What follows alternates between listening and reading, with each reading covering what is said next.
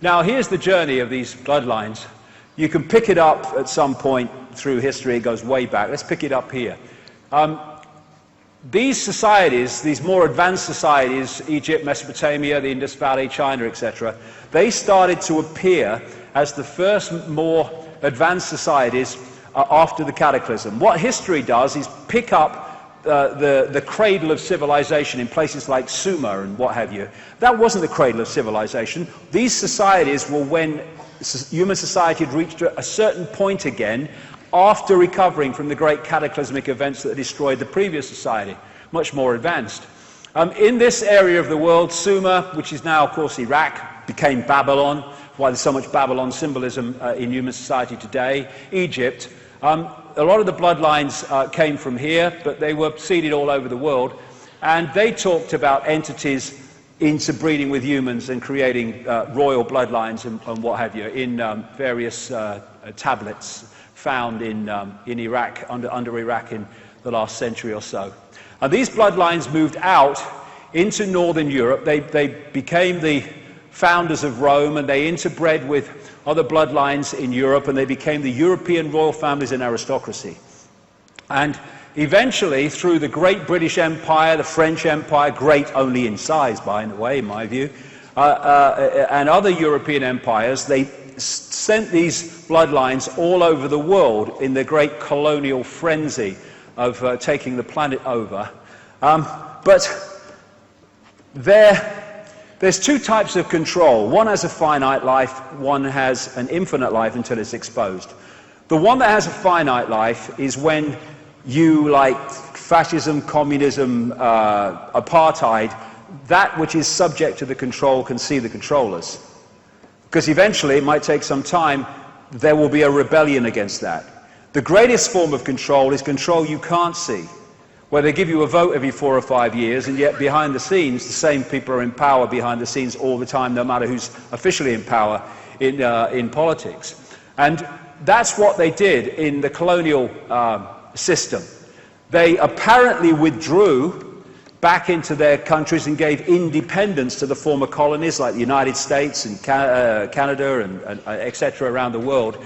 But what they did was left out in those countries the bloodline under different names and the secret society network through which they manipulate the bloodline and its agents into power, and they've gone on covertly controlling those countries ever since. And what they've created is a secret society and bloodline version of a transnational corporation. What happens with a transnational corporation? Take McDonald's, please. Take McDonald's, if you will, as far as you can.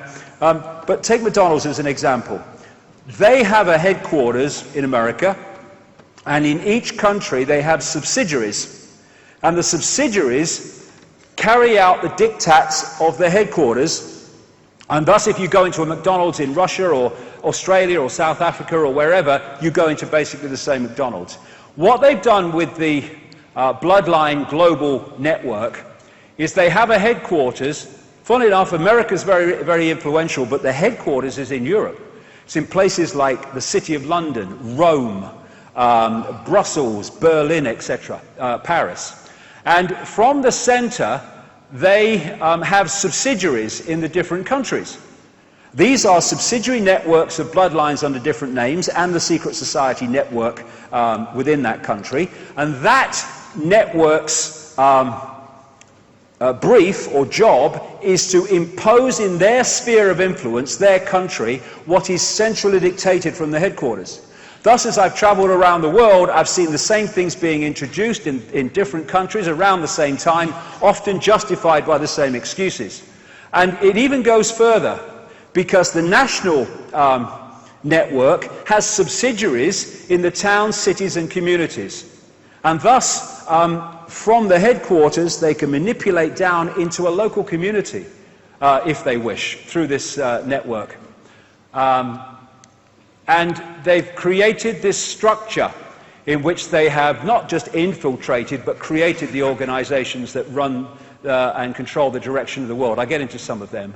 But what the vast, overwhelming majority of researchers into this conspiracy do not see, or do not want to go there, is the fact that there comes a point where this human network goes up into or out into other dimensions of reality, and the dictating force is not human. And common themes. The number of times you see around the world depictions in different societies of half human, half reptile entities. This is obviously in Asia. And the depiction of the interaction between reptilian entities and humans, and part human, part something else.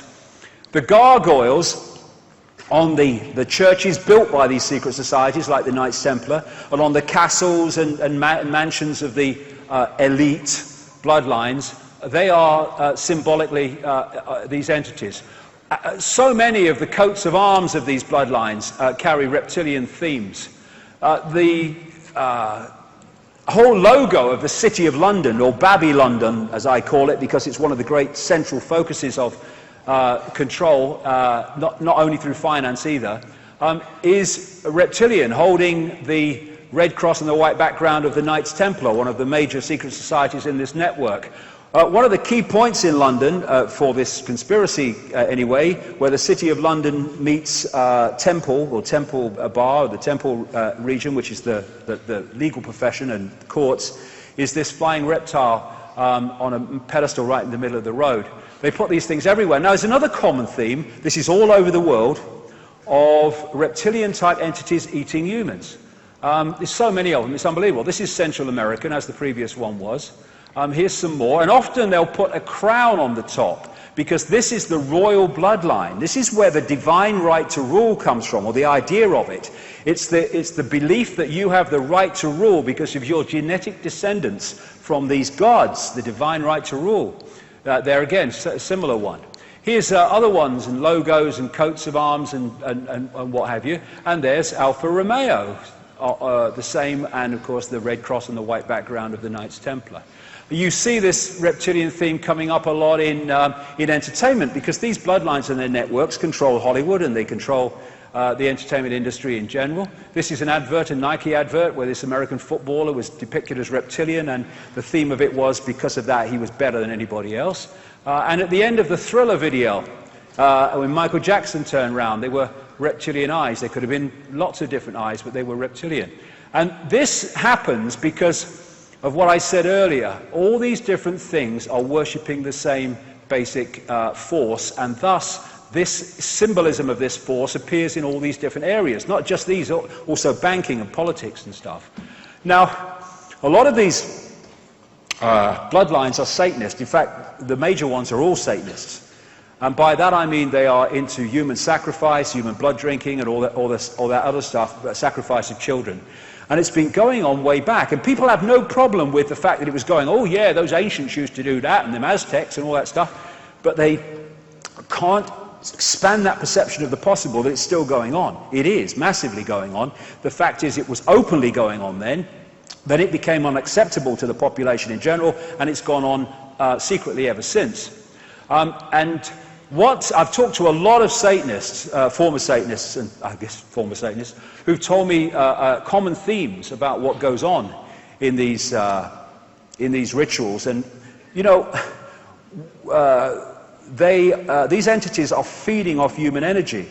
And one of the things that they do is, when they're sacrificing somebody, the people with invisible light, the Satanists and the bloodlines, they'll drink the blood, because when the terror reaches a certain point in the ritual, a certain adrenaline goes in the blood, which gives these people a high. I mean, sick is not the word.